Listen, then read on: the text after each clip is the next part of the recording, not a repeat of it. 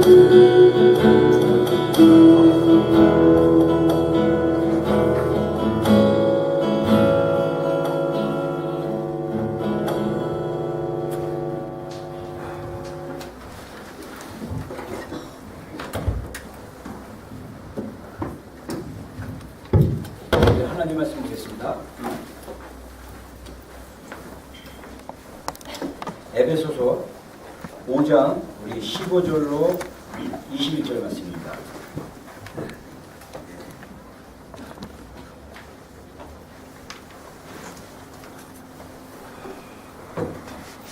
에베소서 5장 우리 신약성경입니다. 15절로 21절 말씀. 네, 함께 교독하는 시간 갖겠습니다. 제가 15절 읽고 여러분들이 16절 읽는 식으로 우리 함께 교독하겠습니다. 제가 15절 읽겠습니다. 그런즉 너희가 어떻게 행할지를 자세히 주의하여 지혜 없는 자같이 하지 말고 오직 지혜 있는 자같이 하여 세월을 아끼라 때가 아까니라. 그러므로 어리석은 자가 되지 말고 오직 주의 뜻이 무엇인가 이해하라. 술 취하지 말라. 이는 방탕한 것이니 오직 성령의 충만을 받으라. 시와 찬송과 신령한 노래들로 서로 화답하며 너희의 마음으로 주께 노래하며 찬송하며 범사에 우리 주 예수 그리스도의 이름으로 항상 아버지 하나님께 감사하며 21절 다 같이 읽겠습니다. 그리스도를 경외함으로 피차 복종하라. 아멘. 아멘. 아멘. 예. 우리가 금요일날 저녁에 우리가 함께 이렇게 모여서 이렇게 기도하고 우리가 또 예배한다는 게 이 특히 오클랜드 땅 안에서 굉장히 중요하다는 사실을 다시 한번 여러분들에게 좀 강조하고 싶습니다. 왜냐하면 우리는 어떻게 보면 이 땅에서 영적인 전쟁 중에 있는 것으로 영적인 전쟁 중에 있다는 사실을 우리가 인식해야 돼요. 우리가 정말 눈에 보이지는 않지만 영적인 전쟁들이 치열하게 일어나고 있기 때문에 우리가 정말 영적인 군대로서 영적인 기지로서 우리가 정말 깨어서 하나님 앞에 서 있는 게 굉장히 중요합니다. 그래서 금요일날 저녁에 특별히 모여서 기도하는 의미가 있습니다.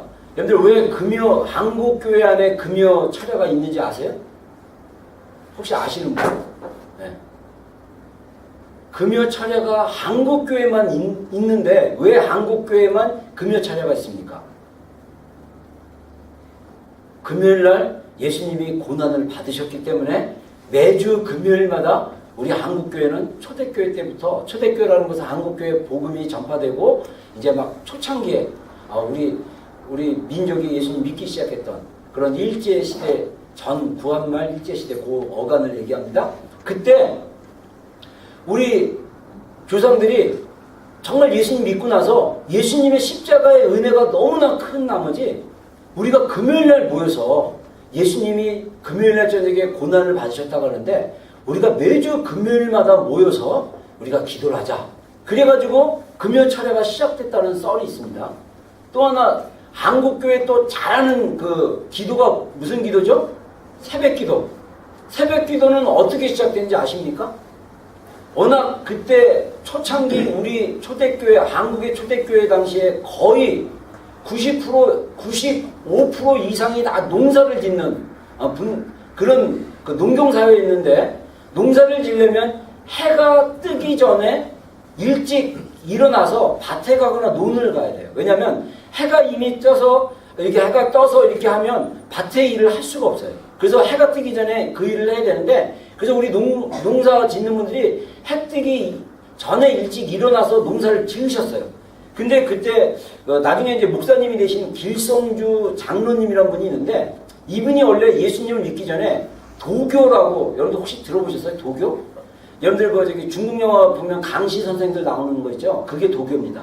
그래가지고 이 도교는 도술 부리고 막 이러는 건데 길성주 목사님이 젊었을 때 진리를 찾는다고 도교 쪽으로 갔어요. 그래가지고 특별히 새벽에 이 정기를 받는 게 굉장히 중요하다고 합니다. 그리고 이분이 새벽에 깊은 산속에 가고 목욕제게 하고 막 이게 길을 걷는다고 막 그랬나 봐요. 그러다가 이분이 예수님 믿고 장로님 되고 나중에 목사님이 되시는데 그러면서 이분은 원래 도교에서 좀 했던 그게 있어가지고 새벽에 일어나서 기도하기 시작했다는 그런 썰이 있습니다. 이게 정확한 건 아니고 이게 기록에 보면 그런 얘기가 있어요. 그래서 새벽 기도가 정말 주님을 해가 뜨기 전에 맞이하자. 그래서 우리가 주님께 먼저 기도하자 이런 분위기로서 새벽기도, 철야기도 이게 이제 우리 한국교회의 독특한 그래서 한국의 굉장히 그 초창기 때부터 기도가 굉장히 강렬했던 그런 민족 중에 하나고요. 그 다음에 여러분들 알다시피 우리나라 한반도 전체가 70%가 산이라고 하잖아요. 그러니까 30%는 평지고 나머지 70%는 산입니다. 근데 이 산마다 오랜 전통 안에서 고구려 시대부터 해가지고 오랜 전통 안에 이 불교가 우리 모든 지역마다 불교가 다 침투했어요. 그래서 산마다 사찰이 있어요. 근데 기독교가 오고 나서 산에 가서 기도하기 시작합니다. 그래서 아마 한 나라 안에 그 보통 기도원을 갖다가 이제 우리가 보통 영어로 프레이어 마운틴이라고 그러는데 이 프레이어 마운틴이 있는 나라가 한국밖에 없을 거예요. 이렇게 많은 나라가. 웬만한 유명한 산에는 다 기도원이 있어요. 그러니까 산에 올라가서 기도한 거예요. 산에 올라가서. 그거는 무슨 기도냐? 작정하고 올라가서 기도하는 거예요. 작정하고. 그러니까 모든 문제가 있을 때마다 올라가서 하나님 앞에 붙들고 하나님을 정말 만나려고 기도했던 그런 민족이었는데 안타깝게 지금 한국교회가 이 기도가 많이 식었어요. 한국에 있는 대한민국에 있는 교회들도 굉장히 기도가 많이 식었어요. 이게 너무 안타깝고요. 그래서 제가 이번 올 8월부터 우리 교회가 철야를 시작한 이유가 반대로 가자. 정말 원래 지금 문화는 지금 분위기는 기도하지 않고 그냥 예배만 드리고 그냥 끝나는 그런 문화인데 이제는 우리가 정말 다시 옛날 우리 초대교회 우리 한국의 성도들처럼 기도하자 이런 마음으로 우리가 금요일 철야를 하게 됐고 이 기도가 우리의 문제를 해결하기 위한 기도가 아니라 정말 이 오클랜드 도시를 위한 뉴질랜드를 위한 그리고 대한민국과 우리가 또 이 같이 중보할 나라들에 대한 도시에 대한 그런 기도이기 때문에 여러분들 이 금요 철야가 굉장히 중요하고요. 이거를 알기 때문에 자 마귀 입장에서 볼 때는 이 철야가 잘 활성화가 되기를 원해요? 안 되기를 원해요? 안 되기를 원하죠. 그러니까 이게 우리 철야가 우리가 모여서 함께 기도하고 싸우는 일이 한번 브레이크 트루가 일어나야 돼요. 그러면요 이제 막 사람들도 더 많아질 거고 또 이 자리에서 기도하는 시간에 기도가 더 잘 될 거고 또 기도하는 영역마다 하나님의 응답이 되게 빠른 것을 우리가 경험할 수 있을 거예요. 근데 그게 이루어지기까지 좀 무엇이 필요하냐면 우리 안에 기도의 힘을 모아서 함께 뚫고 가는 그 힘이 필요하다는 거예요. 저는 개인적으로 옛날에 섬겼던 교회 목사님이 그 주일 저녁 예배 때 우리의 신앙이 떨어지지 말자 그러면서 그분이 주보를 이렇게 말더니 위에 휙 한번 던지고 내리더니 우리의 신앙이 윈공위성에 머물면 신앙이 떨어지지 않는다. 그래서 맨날 오르락 내려가는 신앙 하지 말자. 그 얘기를 딱 듣고요. 영감을 받았어요. 우리가 떨어지지 않는 신앙 가운데 가려면 여러분들 그 인공위성에 있는 그 신앙까지 가려면 우리에게 뭐가 필요하면요. 이 인공위성을 탈 수 있는 로켓가 필요하다는 거예요. 우리나라가 우주항공으로 나간다고 하는데 우리나라가 지금 로켓 1단, 2단을 추진할 수 있는 그 기술이 약해요. 우리나라가. 그래갖고 러시아나 일본에 돈 주고 그걸 사는데 몇천억씩 주고 사면서 하는데 이미 인공위성은 우리나라가 올린 게 여러 개가 된다고 합니다. 인공위성을 운영할 수 있는 그걸 가졌지만 이 인공위성을 궤도까지 올리는데 그 추진력이 약하다는 거예요. 우리의 신앙생활도 마찬가지예요. 여러분 우리의 신앙생활이 정말 영적인 궤도 안에 들어가다 보면요 떨어질 일이 없어요. 그 궤도 안에서 머물면 돼요. 근데 그 궤도 안에 머물기 위해서는 뭐가 필요하냐? 1단, 2단 로켓이 필요한 거예요. 저는 그게 우리의 기도의 힘과 추진력이라고 생각합니다. 기도를 해서 올라가야 되는 거예요. 올라가야 돼요. 아멘. 그래서 1단 어깨 딱 떨어지고 몇백 메다 성공해서 2단 어깨 딱 떨어지고 그 다음에 이 지구를 두르고 있는 중력의 힘을 하고 있는 그 차원을 넘었으면 우리가 주님이 원하는 수준에 올라가면 우리의 그 신앙 수준과 우리의 기도가 정말 이제는 기복 있는 신앙이 아니라 정말 하나님 원하는 그 흐름 가운데 있으면서 우리가 올라갈 수 있다는 거예요. 여러분 우리 교회가 그런 교회가 되기를 주의 이름으로 축원합니다. 우리 여러분 모두가 그런 신앙이 되기를 주의 이름으로 축원합니다. 그러려면요 우리에게 기도의 힘이 필요하고요 기도의 능력이 필요합니다. 제가 존 물린딘이라는 그 우간다의 유명한 그 목사님인데 제가 그분에 대해서 자세히는 모르지만 한두 개의 영상을 보고 또 제가 마침 그분의 그 영상을 책으로 만든 그게 있어 그 앞부분을 좀 이렇게 읽어보니까 그분이 우간다 나라 전체가 하나님 앞에 드려졌다고 합니다. 존 물린딘 목사님의 그 중보팀들이 정말 강력한 중보를 통해서 한 나라를 변화시키는 강력한 힘을 가지게 됐어요. 그러면서 이분이 영적 전쟁에 대한 이야기를 많이 하는데 여러분 우리가 기도의 그분 얘기 중에 하나 뭐냐면 기도의 재단을 쌓는 게 필요하다는 거예요. 개인적으로 또는 가정이 기도의 재단을 쌓아야 되는데 그분은 가정 재단이 굉장히 중요하다고 얘기하는데 여러분 그것도 중요하지만 교회가 함께 모여서 기도의 재단을 쌓고 그 재단의 높이가 높아지고 깊어질 때 브레이크 뚜루가 일어나는 거예요. 그러면 그 교회에 속한 사람들의 영적인 상태도 저는 같이 브레이크 뚜루가 가능하다라고 저는 생각합니다. 여러분 그래서 우리의 철야의 기도에 더 많은 힘과 정말 기도가 필요합니다. 그래서 여러분들 부탁드리는데요. 오늘 우리가 같이 기도할 때 소리내서 기도하십시오. 제가 아까 찬양하면서 드는 마음이 왜 우리가 소리를 내서 기도해야 되냐. 근데 딱 번뜩 드는 마음이 그런 생각이 들더라고요. 여러분 우리가 무술을 할 때 무술도 여러분들 이게 그 소림사나 이쪽으로 가면요. 이 무술도 사람의 어떤 종교적 행위에 굉장히 낮은 단계에 있는 그래서 몸을 단련시키는 거예요. 그래서 요가도 이렇게 몸을 풀거나 또 이렇게 불교에서도 이렇게 소림사 그 스이 형님들이 그 무술하고 이런 것도 그냥 하는 게 아니고 그 수련의 방법으로 하는 거예요. 근데 우리 그 태권도도 그렇고 여러분들 무술을 할 때 어떤 동작을 할 때 소리를 지릅니다. 왜 지른지 아세요? 소리를 지르면서 동작을 내줬을 때 힘이 나오는 거예요. 여러분들 태권도에서 격파 같은 거 할 때 그냥 딱 잡고 이렇게 한 줄 아십니까? 아야! 딱! 이렇게 힘을 딱 줬을 때 그 격파의 힘이 몰려지는 거예요. 여러분 이게 소리를 지르고 큰 소리로 기도한다는 그 영적인 영역에 어떤 것이 있다라고 저는 개인적으로 생각을 합니다. 그래서 제가 원래 천성적으로 목소리가 큰 사람이지만 여러분들 1시간씩 이렇게 소리 질러 설교하는 목사 많지 않아요? 그렇죠?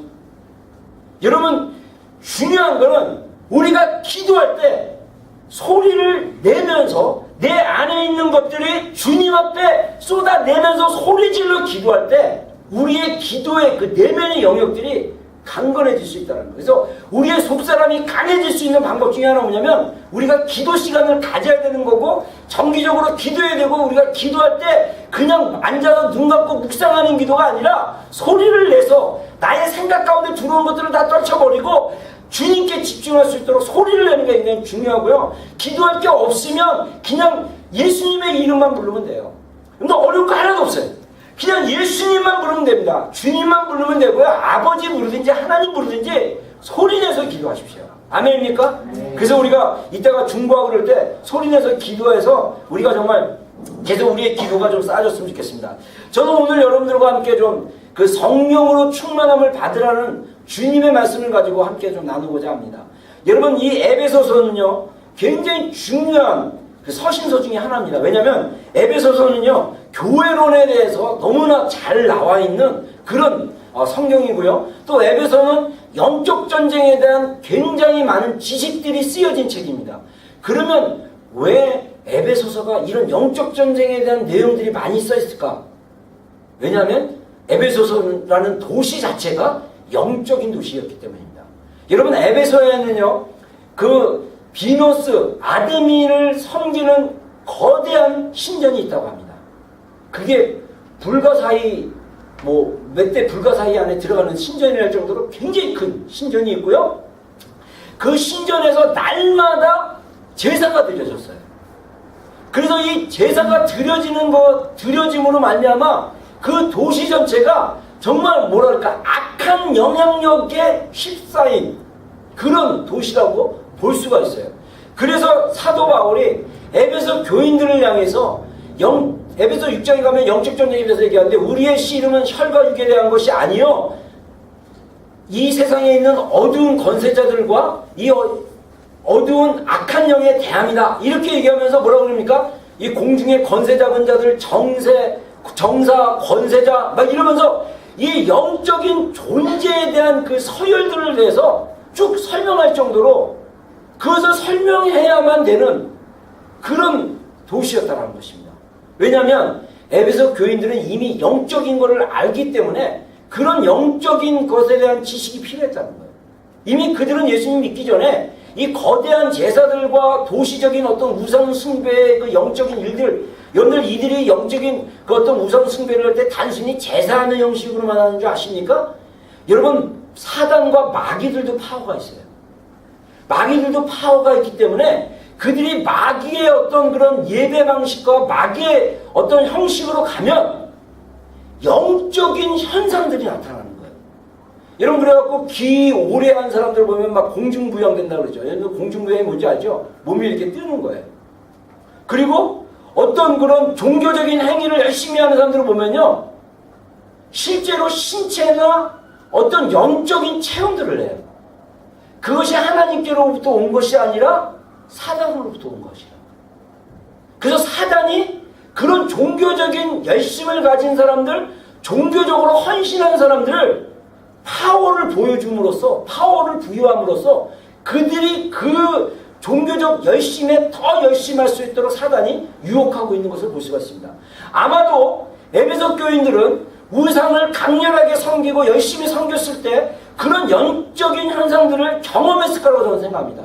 그렇기 때문에 사도 바울이 에베소 교인들에게 마귀의 괴기에 대한 이야기들을 하고 우리의 싸움은 혈과 육에 대한 것이 아니고 눈에 보이고 사람에 대한 것이 아니라 영적인 세계에 대한 것이다 라고 하면서 자세히 그 영적인 얘기들을 나눴다라고 저는 보고 있습니다.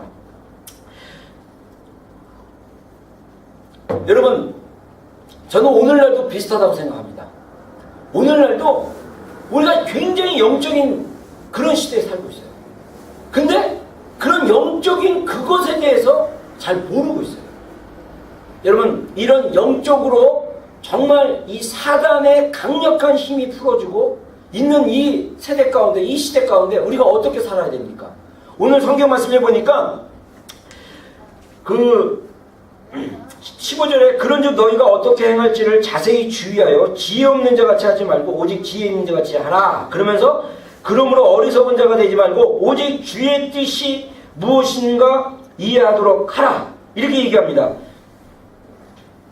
15절에 보면요, 너희가 어떻게 행할지를 자세히 주의하여 라는 얘기를 하는데, 여기서 어떻게 행한다는 얘기는 뭐냐면 영어 성경에 보면요, how to live예요.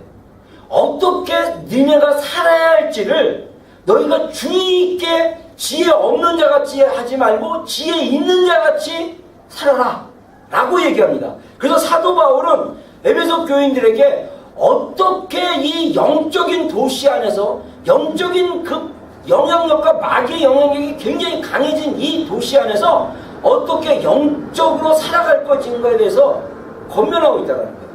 그러면서 어떻게 행해야 될지, 어떻게 살아야 될지에 대해서 이야기합니다. 여러분, 오늘날 저희도 똑같다고 생각해요. 지금 우리에게 중요한 것은 어떻게 살아야 되냐, 어떻게 살아야 돼요. 여러분, 우리가 어떻게 살아야 되겠습니까? 오늘 본문에서 두 가지 큰 교훈을 우리가 배울 수 있습니다. 첫 번째, 우리가 주의 뜻이 무엇인지 이해하는 삶을 살아야 됩니다. 여러분, 우리가 주님의 뜻이 무엇인지를 알아야 돼요. 여러분, 주님의 뜻에는요, 두 가지 뜻이 있습니다. 첫 번째, 주님의 뜻은 일반적인 뜻입니다. 이 일반적인 뜻이라는 것은 뭐냐면 성경에 나와 있는 이스라엘 백성을 비롯해서 오늘날 전 세계에 흩어져 사는 하나님의 백성들, 하나님의 자녀들이 어떻게 살아야 될지에 대해서 성경이 교훈해주고 있는 교훈들을 얘기합니다. 예를 들면 사도 바울이 얘기한 것처럼 너희가 그리스도를 본받아 살아라. 예수님을 닮아가는 삶. 이거는 모든 그리스도인들에게 주님이 원하시는 삶이에요. 그래서 에베소서에도 너희의 지식과 믿음이 장성하여 그리스도의 온전한 분량까지 자라가기를 원하노라. 우리의 신앙이요, 예수님의 그 인격과 예수님의 영성과 예수님의 수준까지 자라가도록 우리가 목표를 삼고 예수님을 모델로 해갖고 우리가 예수님을 본받는 삶을 살아야 됩니다. 아멘입니까? 이게 모든 성도들에게 부여된 하나님의 온전하신 뜻입니다. 데살로니가전서 5장 16절로 17절에 뭐라고 얘기합니까? 항상 기뻐하라, 쉬지 말고 기도하라, 범사에 감사하라. 이는 그리스도 예수 안에서 너희를 향하신 하나님의 뜻이니라. 그러니까 우리를 향한 하나님의 뜻이 뭡니까? 항상 기뻐하는 거예요. 우리가 범사에 감사하는 거예요. 우리가 쉬지 말고 기도하는 것입니다. 아멘입니까? 예, 이게 일반적인 하나님의 뜻이에요. 이런 하나님의 말씀에 의한 일반적인 하나님의 뜻이 있어요. 우리가 이 뜻에 순종해 살면 됩니다. 또 하나, 하나님의 뜻이 무엇인지 이해하는 것 중에 중요한 포인트가 뭐냐면 우리 개인을 향한 주님의 특별하신 뜻이 있다는 것입니다. 다 달라요. 부부마다 다르고 개인마다 다릅니다. 예를 들면 그 개인을 향한 하나님의 특정한 때와 특정한 기회와 특정한 인도하심과 특정한 뜻이 있다는 것입니다. 예를 들면 내가 누구랑 결혼을 해야 될까? 그걸 향한 하나님의 뜻이 있어요. 그래서 우리가 기도해야 돼요. 내가 어떤 직업을 가져야 되는가? 내가 어떤 도시에 살아야 되는가? 내가 군대를 가되 언제 갈 것이고 육군을 갈 건가? 의경을 갈 건가? 해병을 갈 건가? 하나님이 어떤 군대를 가기를 원하시는가? 여러분 기도하셔야 돼요. 내년도에 내가 그 어떤 비자 문제라든가 내년도에 공부를 마치고 어떤 것을 결정할 때 여러분의 세운 계획과 여러분의 뜻대로 살아가는 것이 아니라 나를 향한 주님의 뜻이 무엇인가?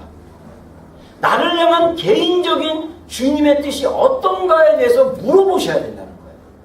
그래서 그 나를 향한 주님의 뜻을 발견하고 분별하고 우리가 그 주님의 뜻을 이해하고 그 주님의 뜻을 따라 살아야 된다는 거예요. 여러분, 우리 교회를 향한 주님의 뜻이 있어요. 그러면 우리 교회는요, 이 개인 담임 목사인 신다니엘 목사의 개인의 뜻과 개인의 비전과 개인의 목회 철학을 따라가는 것이 아니라 우리 오클랜드 비전교회를 향한 하나님의 뜻과 하나님의 비전과 하나님의 원하심이 무엇인지를 우리가 기도하면서 따라가야 됩니다. 그래서 여러분 목사인 저만 그것을 아는 것이 아니라 여러분도 함께 기도하면서 주님의 뜻을 분별해야 돼요. 그래서 목사님이 이끄는 방향이 정말 우리 교회를 향한 주님의 뜻인지 아닌지 여러분들도 분별할 수 있어야 돼요.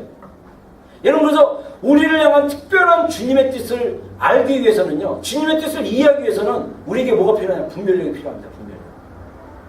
여러분 우리가 분별할 수 있는 가장 빠른 길이 뭔지 아십니까?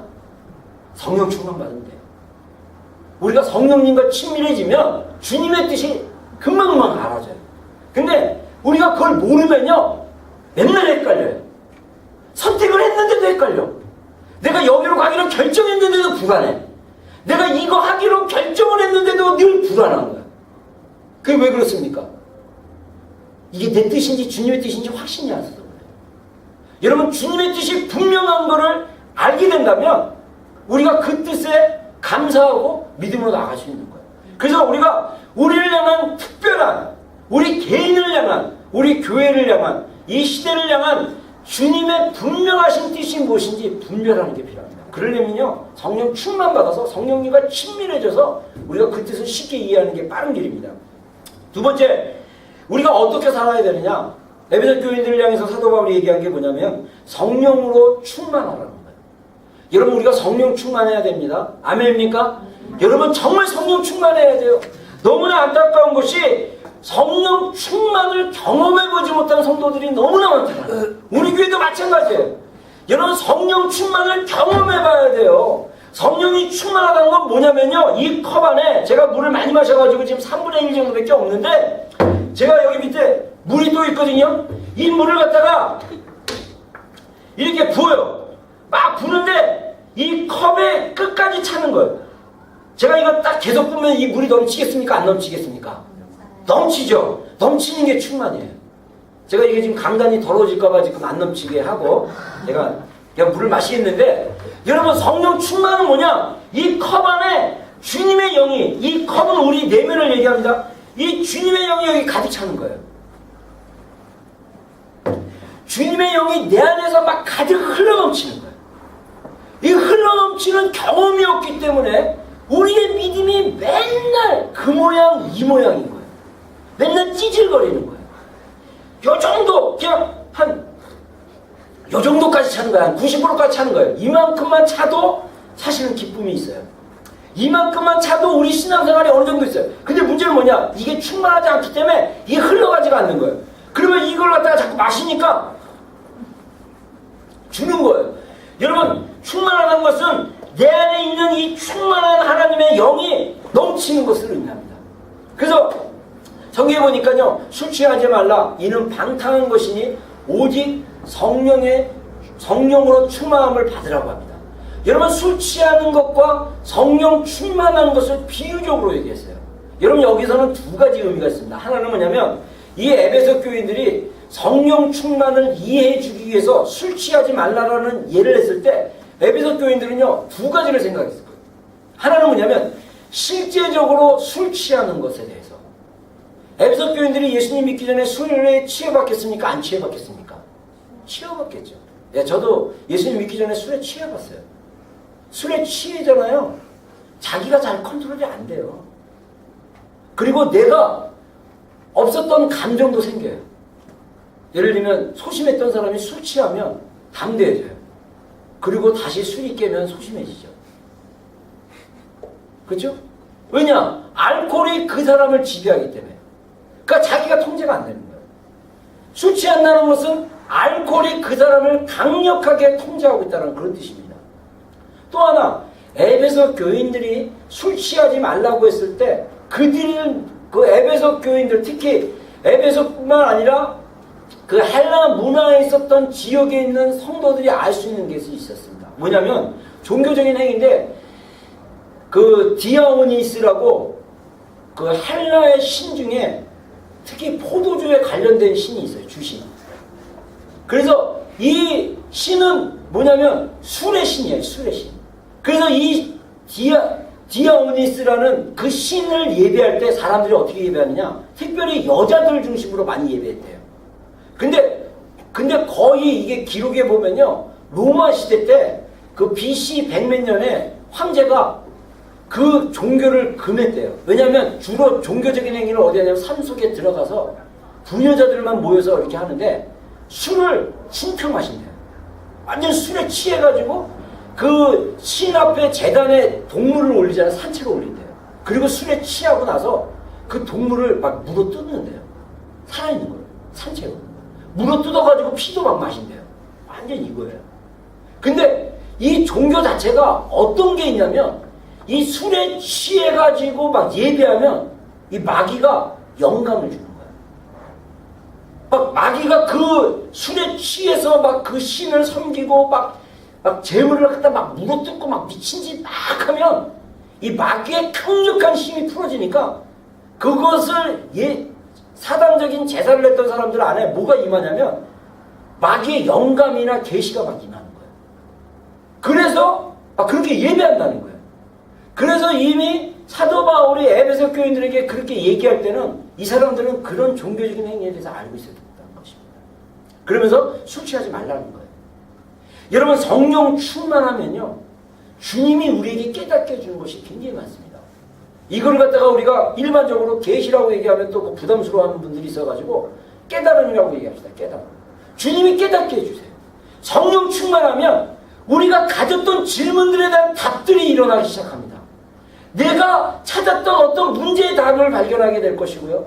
내가 찾았던 어떤 길들이 보이게 될 것이고, 내가 구했던 어떤 응답들이 성령 충만을 통해서 경험되어지고 알게 되어지는 거예요.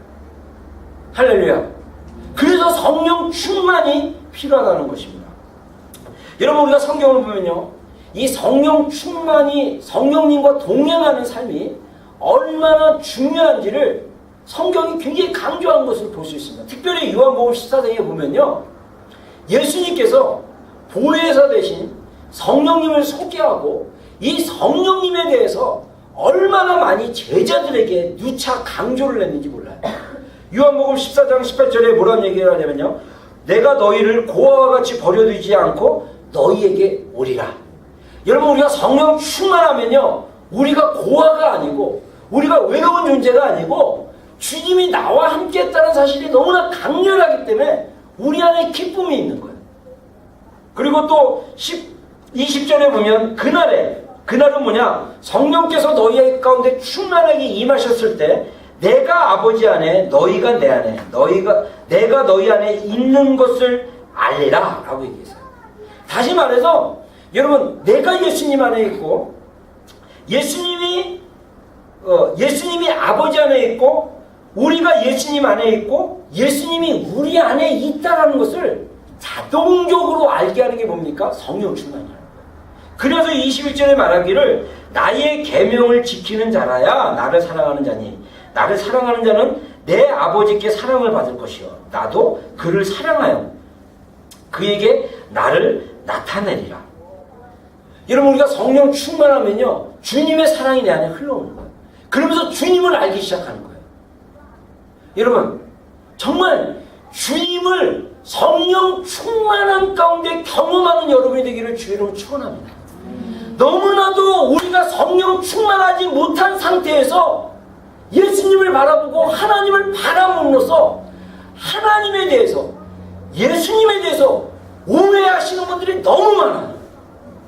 그래서 마귀가 내 삶을 괴롭히고 있는데 그것을 주님이 준 걸로 착각하고 그렇게 살아가는 불쌍한 사람들이 너무나 많습니다. 여러분, 예를 들어 보겠습니다. 여러분, 저는요 내가 예수님을 아는 지식은 단순한 성경에 대한 암송과 성경에 대한 지식과 내용을 통해서 주님을 안 게 아니에요. 주님이 성령 충만을 통해서 내 영 가운데 말씀하셨기 때문에 성경에 쓰여진 하나님의 말씀이 그대로 믿어지는 거예요. 그게 실제가 되는 거예요. 실제가. 제가 전에 얘기했나요?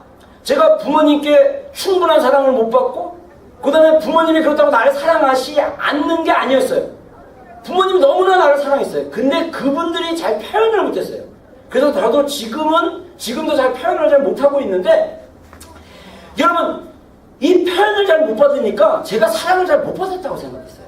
그래서 제가 전에도 얘기했잖아요. 제가 10대 때 나는 다리 밑에서 주워온 사람이라 보다. 너는 너희 부모님 너 다리 밑에서 주워왔대. 그래가지고 제가 저희 동네에 있는 다리 밑을 직접 가봤다 그랬잖아요. 그리고 정말 부모님이 나를 어디서 주워왔나 보다. 왜? 나를 잘 사랑하지 않는 것 같아서. 그랬는데 주님께서 얼마나 나를 사랑하시는지를 이사야서 말씀으로 말씀하신 거예요. 기도 중에. 주님의 영이 내 안에 부어주니까 주님이 내가 너를 얼마나 사랑한지 알려주겠다 그러면서 제 영 가운데 말씀을 풀어주는 거예요. 이사야서 말씀에 뭐냐면 뭐라고 그럽니까?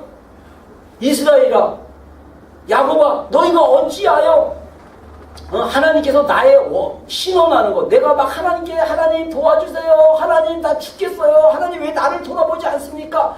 막 이런 고백을 했을 때 하나님이 나의 기도를 들어주시지 않는다 생각하느냐? 어찌 여인이 자기 뱃속으로 난 자식을 돌아보지 않겠느냐? 그러나 그 여인이 자기 자식을 버릴지라도 나는 너를 버리지 않기 위해서 나의 손바닥에 너의 이름을 새겼느니라. 여러분, 이거는요 저의 개인적인 경험에서 하나님의 강렬한 메시지였어요. 왜냐하면 제가 아까 얘기했죠. 10대 때 이미 부모님이 나를 버릴 수도 있다라고 착각하고 나는 주워왔다고 착각을 했어요. 근데 주님이 말씀하시기를 엄마가 자기 뱃속으로 난 자식을 버린다 할지라도 나는 너를 잃어버리지 않기 위해서 너의 이름을 내 손바닥에 적어놨다. 이거는 너가 생각하는 부모의 사랑보다 더 깊은 사랑이 나에게 있다 라고 계시한 거랑 똑같아요. 그거를 아는 순간 제 안에 엄청난 그 사랑에 대한 감격, 감사가 터져나오는 거예요. 그래서 주님이 나를 얼마나 사랑하신지를 말씀을 통해서 말씀하시고요. 더 놀라운 건 뭔지 아십니까? 내가 무의식 중에 부모님으로부터 받았던 용서, 부모님으로부터 받았던 사랑의 이야기들이 생각나기 시작했어요. 그전에는요, 멀쩡할 때는 아무것도 몰랐었는데 기도하다가 하나님이 부모님과의 그 해프닝을 통해서 내가 너를 이렇게 용서했다. 나는 너를 네 부모가 이렇게 용서한 것처럼 너를 용서할 수 있고 너희 부모가 너를 이렇게 생각한 것처럼 나는 생각할 수 있다. 알고 봤더니 그 해프닝 때 저는 그 해프닝 때에서 부모님의 용서를 깨달았고 제 안에 그 부모님에 대한 사랑이 느껴졌어요. 근데 주님이 그걸 기억하게 하셔서 그런 사랑보다 더 깊은 사랑이 나의 사랑이라고 알려준 거예요. 그것을 알자 제 안에 뭐가 나옵니까? 감사와 기쁨과 주님에 대한 고백이 나오는 거예요.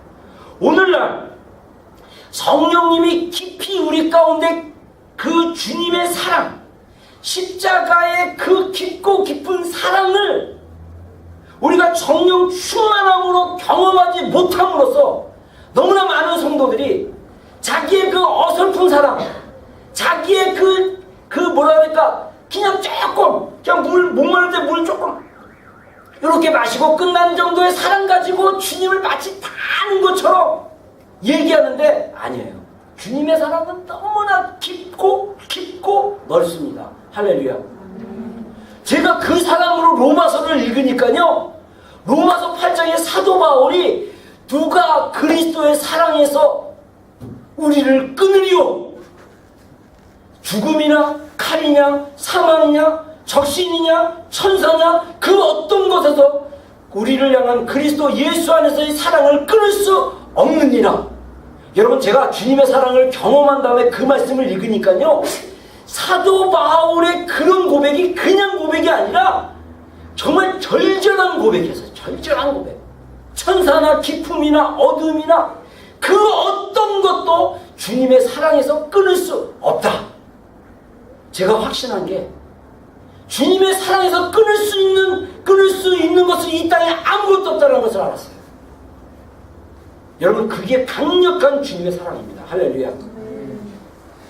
주님의 사랑은 그 어떤 것으로도 끊어지지가 않아요. 근데 안타까운 것은 그 주님의 사랑을 버리고 배도하고 돌아서는 자들이 있어요. 그 이유가 뭐냐? 주님의 사랑을 모르기 때문에. 강렬한 주님의 사랑이 우리 심령 가운데 심겨져야 됩니다. 여러분, 강력한 내 인생의 모든 것을 내 영이 스스로 주님께 드릴 수 있는 그런 강렬한 고백.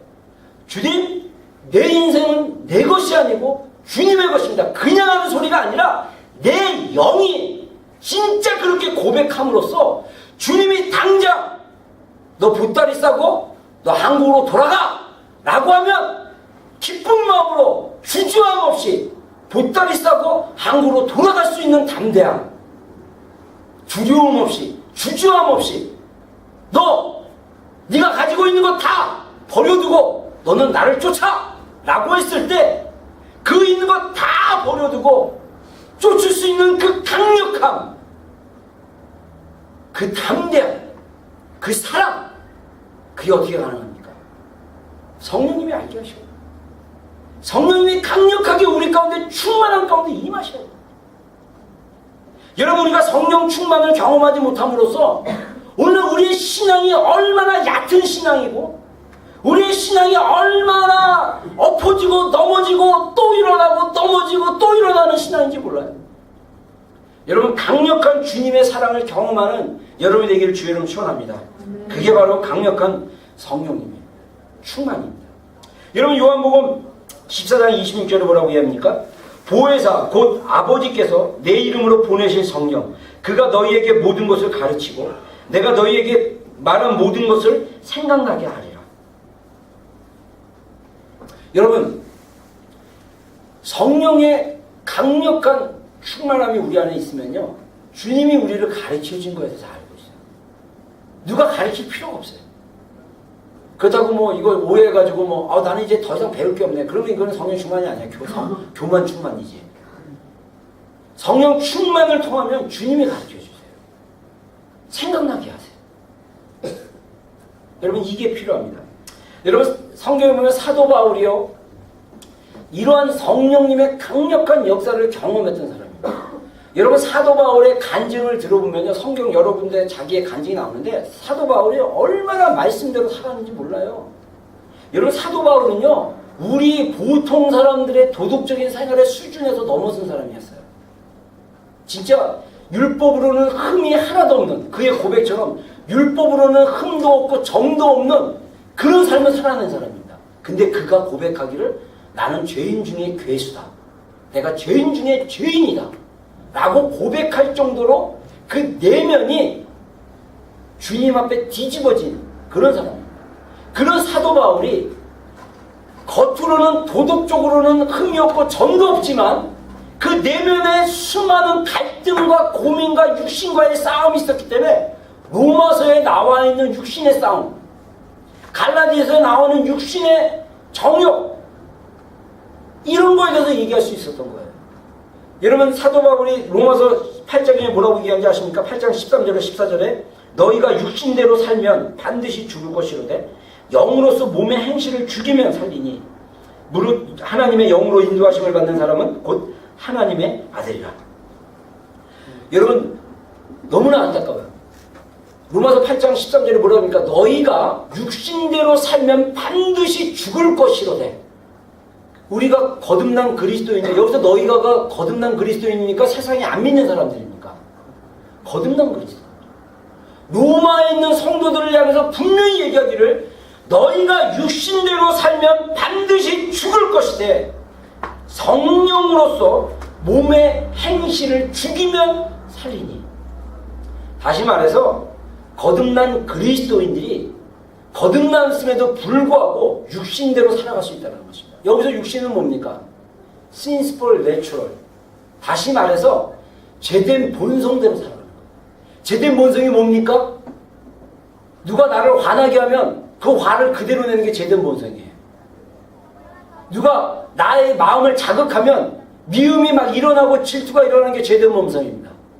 누가 한 대 때리면 같이 맞받아치는 게 죄된 본성입니다. 그대로 살면 반드시 죽을 거라고 했어요. 성령으로서 어떻게 하라고요? 몸의 행실을 죽이면 살리니 무릇 하나님의 영으로 인도하심을 받는 사람은 곧 하나님의 아들입니다. 여러분 성령께서요 누가 나를 갖다가 공격을 했어요. 나의 마음을 공격하고 나의 몸을 공격하고 나의 생각을 공격하고 나의 어떤 그런 바운더리에 대해서 치고 들어왔어요. 그러면 우리가 육신으로 반응하면 우리는 육신대로 죽는 거예요. 그냥 육신대로 사는 거예요. 이게 성령으로 몸의 행실을 죽이라는 것입니다. 내가 욱 일어나가지고 내가 어휴 저게 날 무시해? 이런 마음이 있을 때 주님 제가 어떻게 해야 합니까? 물어봤을 때 성령께서 잠잠할지어다 불쌍히 여길지어다 이러면 내가 그래 불쌍히 여기지 불쌍한 존재. 그러면 성령으로 나의 몸의 행실을 죽이는 거예요. 여러분 많은 사람들이 특히 서양에 사는 사람들이 오해하는 게 여러분들 서양 사람들이 좋아하는 종교가 불교인 거 아시죠? 머리 깎고 이렇게 목탁 두들기고 이렇게 막 그냥 고기 안 먹고 그 사람들은 주식이 고기니까 고기 안 먹는 게 굉장한 결단이고 삶의 패턴을 바꾸는 건데 그래가지고 한국에 절에 막 머리 깎은 백인들이 되게 많이 와요. 근데 그 사람들 주로 얘기하는 게 뭐냐면 욕심을 버리시오. 그래요. 욕심 버리기 위해서 목탁을 얼마나 치는지 몰라요. 그리고 제가 그 종교를 비하하는 것이 아닙니다. 여러분 제된 본성을 모르기 때문에 죄가 어떤 건지를 모르기 때문에 그런 행위로 죄를 컨트롤할 수 있다고 생각해요. 여러분 죄는 그렇게 컨트롤되는 게 아니에요. 인간의 종교적인 행위로 죄가 컨트롤되는 것이 아니라 성령님에 의해서 그 죄가 컨트롤돼야 되는 것입니다. 아멘입니까?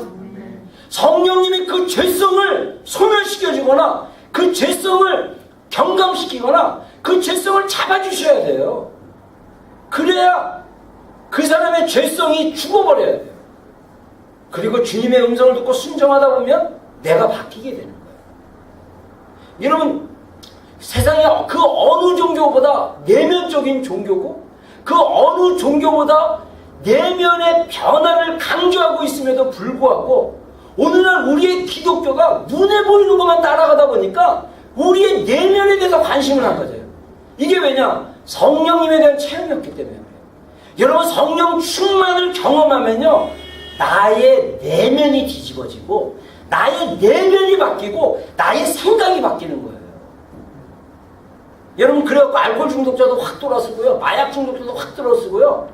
진짜 그렇게 악한 조폭, 그렇게 악한 살인마, 그렇게 악한 사람들도 성령의 강력한 충만함으로 그게 꺾이면 인간이 달라지는 거예요. 그게 성령의 강력한 힘이라는 것입니다. 문제는 뭐냐? 겉에 볼 때는 행동으로는 많은 사람들에게 지탄을 받지 않는 인생. 바리새인 같죠? 그러나 내면은 썩어있는 인생. 내면은 늘 갈등하고 고민하고 정욕적이고 그런 인생. 성령 충만이 필요합니다. 뒤집어져야 돼요. 그래서 성경에 보면 성령이 오시는 것은 죄에 대하여 심판한다고 했어요. 죄에 대해서 책망한다고 했어요. 여러분 성령이 우리 안에 거하시면요, 그분이 우리가 가지고 있는 생각이지, 우리가 가지고 있는 감정이지, 우리가 가지고 있는 어떤 것들의 죄에 대해서 알게 하셔요. 그리고 책망합니다. 여러분 제가 얘기했잖아요. 지금도 100% 이렇게 낮은 건 아니지만 제가 이렇게 말이 이렇게 앞서고 빠르다 보니까 말로 실수하는 경우가 많고, 제 심령이 그때 사랑이 없으므로, 이렇게 하나님의 사랑 외에는 인간적인 사랑이 별로 없으므로 제 말이 좀 약간 거칠었는데, 제가 20대 때 그래서 전도사 하면서 말로 실수하는 경우가 굉장히 많았어요. 근데 놀라운 것은 뭐냐면요, 제가 인간적으로 이 말을 통제하고 싶어도 말이 잘 안 돼요. 그냥 나와요. 그래서 실수하게 돼요. 근데 기도에 집중하면 주님이 알게 하셔요. 낮에 얘기했던 대화가 쫙 주님의 리뷰로 딱 보여지는 거예요. 그러면 거기서 회개 한번 일어나면 그 다음부터는 똑같은 실수 반복하지 않습니다. 제가 깜짝 놀랐어요. 여러분 우리가 똑같은 실수, 똑같은 죄를 짓는 이유가 뭐냐? 성령님의 강력한 다루심이 없기 때문에. 여러분이 정말 성령님의 강력한 그 다루심을 통해서 변화되는 여러분이 되기를 주의 이름으로 축원합니다. 우리 마지막으로 갈라디아서 말씀 좀 보고 우리 좀 기도하는 시간 갖겠습니다. 에베소 앞에 있습니다. 갈라디아서 5장 한번 보세요. 갈라디아서 5장 13절부터 보겠습니다. 먼저 13절, 14절, 15절 우리 다시 한번 읽겠습니다. 시작.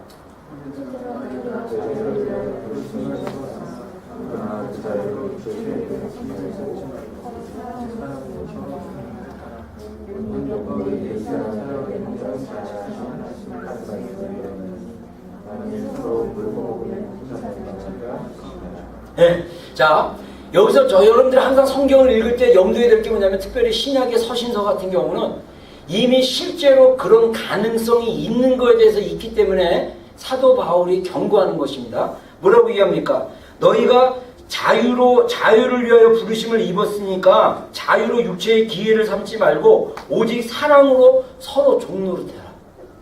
이게 갈라디아 지역에 있는 성도들이 얘기하는 거예요.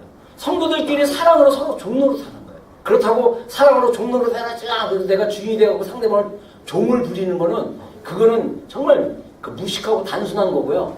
내가 스스로 종이 돼가지고 형제와 자매를 위해서 섬기는 일을 하라는 거예요. 그 자유를 가지고. 내가 자유를 가졌지만 그 자유를 제한하고 섬기라는 거예요. 근데 그것이 잘 안 됐나 봐요. 안 되고 서로 행동에 대해서 비난을 했나 봐요. 그러니까 뭐라 그러죠? 15절에 만일 서로 물고 먹으면, 이게 무슨 말입니까? 서로 그 상대방의 행동에 대해서 비난했다는 거예요. 물었다는 거야. 아, 쟤는 왜 그래? 그래서 뺑 물고. 쟤는 왜 이래? 막 이러면서 막 판단하고 물고. 먹었다는 건 뭡니까? 그걸 삼켰다는 거예요. 그럼 어떻게 됩니까? 피차 멸망할까 조심하라. 여러분, 교회 공동체가 왜 무너진지 아십니까? 우리의 관계가 왜 힘든지 아십니까? 물고 먹기 때문에 그래요. 기회가 될 수 있다면 사랑으로 서로 종노릇하는 거예요. 근데 왜 이게 안 될까? 16절에 보니까 내가 이르노니 너희는 성령을 따라 행하라. 그리하면 육체의 욕심을 이루지 아니하리라. 17절 여러분이 한번 읽어보세요.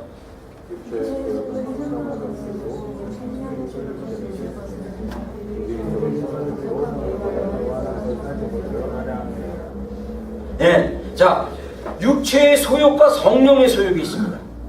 성령의 소욕은 뭡니까? 성령은 그 육체의 소욕이 뭡니까? 우리의 제된 본성의 욕구를 얘기합니다. Sinful natural desires예요. 그러니까 우리가 타락한 제된 본성에 대한 욕구, 어떤 갈망, 이런 것들인 거예요. 이런 것들을 어떻게 하라고요? 이 성령의 소욕을, 육체의 소욕은 성령을 거스리고 성령은 육체를 거슬라니. 그러니까 우리 안에 이 제된 본성이 불끈불끈 일어나면 성령님과 이게 맞부딪히는 거예요. 맞부딪히니까 이게 서로 싸우는 거예요. 그래서 결국은 원하는 것을 하지 못하도록 해요. 여러분, 우리가 성령을 통해서 우리의 육체의 어떤 그런 이 욕구들을 죽이지 않으면 결국은 우리가 죄를 선택하게 될 거고 유혹에 빠지게 될 거고 결과는 패배고 실패고 좌절이고 뒷걸음질치는. 근데 우리가 성령으로 이 육체의 소욕을 소멸하면, 여러분 여기 보면요, 또 뒷부분에 보면, 그리고 나서 이제 그 육체의 일에 대해서 쭉 얘기하면서 성령의 또 열매까지 쭉 얘기합니다. 그리고 24절에 보면 뭐라고 그럽니까?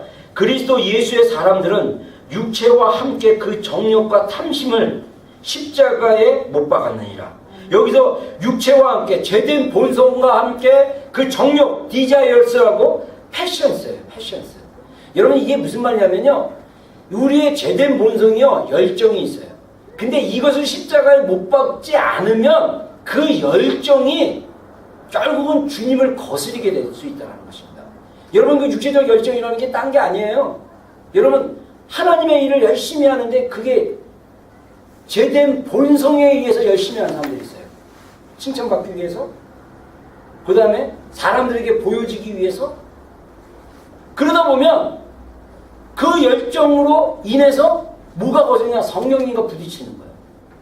여러분 우리의 섬김이, 우리의 열심이 나의 육체적인 소욕이나 열정이 아닌 성령님이 주시는 것이 되지 않으면 우리가 섬기다가 지쳐요. 힘들어요. 여러분 저도 이 목회를 지금 한 22년, 89년도 보니까 22년이 아니냐, 벌써 24년째. 와, 24년째 사역을 했네요. 24년째 사역을 하면서 뭐 힘들 때도 있었어요. 그러나 지치지 않는 그 열정이 제 안에 있었던 건 뭐냐면, 제가 사역하는 그 사역이 육체의 열정이나 욕심 때문에 하는 게 아니라 주님이 주셨던 그 사랑이 동기가 돼서 하니까 지치지 않는 거예요. 여러분 우리 안에, 여러분 안에 정말 주님이 주시는 지치지 않는 열정이 부어지기를 주여로 축원합니다. 그거는 육체로부터 오는 것이 아니에요. 성령으로부터 오는 것입니다. 주님의 사랑으로부터 오는 것입니다. 그리스도 예수의 사람은 육체와 함께 그 정욕과 탄심을 십자가에 못 박았다고 했어요. 그러면서 25절에 만일 우리가 성령으로 살면 또한 성령으로 행할지니 헛된 영광을 구하여 서로 노엽게 하거나 서로 투기하지 말지니라. 여러분 일반 교회에 일어날 수 있는 그런 거에 대해서 얘기하고 있지 않습니까? 교회 안에 일어나는 투기, 헛된 영광 구하는 거, 서로 화나게 하는 거, 노여워하는 거, 이런 것들이 다 뭐냐? 육신으로부터 왔다라는 거예요. 그래서 우리가 성령으로 살라고 했어요. 성령으로. 성령으로 사는 게 뭡니까?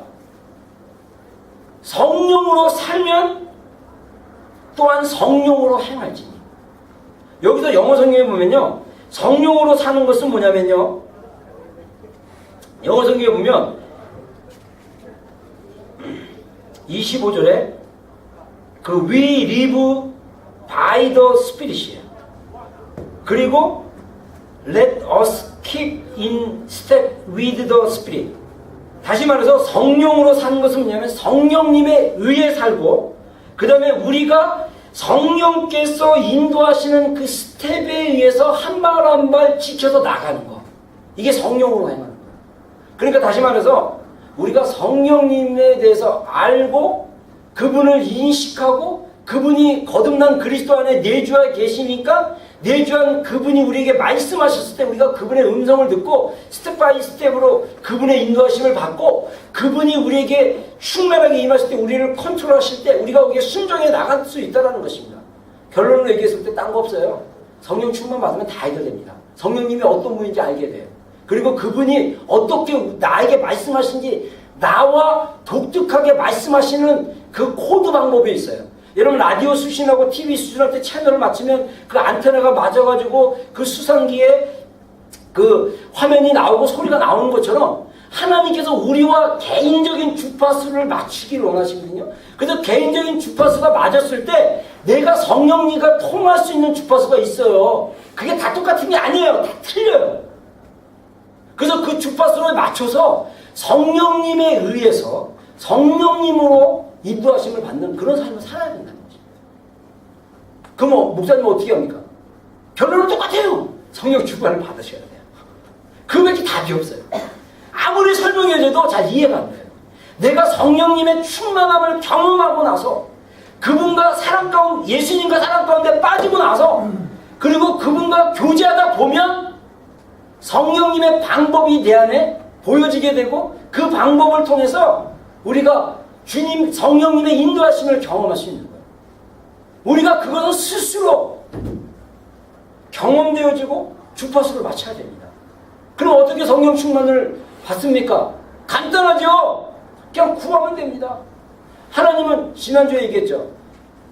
하나님께서는 우리에게 제일 좋은 것 성령을 주시기를 원하시는 거예요. 그리고 성령님 저에게 부어주십시오. 성령님 저에게 충만하게 하여 주시옵소서 기도하고 구하십시오. 그러면 성령님이 우리 가운데 충만하게 임하실 줄로 믿습니다. 오늘 저녁에 우리가 성령의 또한 충만함을 구합시다. 그리고 우리 교회가 이 땅에서 성령의 정말 충만한 성령님으로 충만한 교회가 돼가지고 선두주자적인 이 땅의 어두운 세력들을 물리치고 하나님의 빛의 것들을 풀어낼 수 있는 교회가 되게 해달라고 위해서 기도해 주시고 우리가 또 중보할 때 이 대한민국에 있는 교회들이 다시 한번 성령의 충만함이 임할 수 있게 해달라고 같이 좀 기도하고 중보했으면 좋겠습니다. 같이 기도했습니다. 오늘 기도할 때요. 우리가 좀 이렇게 그냥 개인적으로 좀 기도하다가 오늘도 이렇게 구름으로 져서 같이 좀 기도하기 원합니다. 그래서 다 가지 말고 같이 좀 기도했으면 좋겠습니다.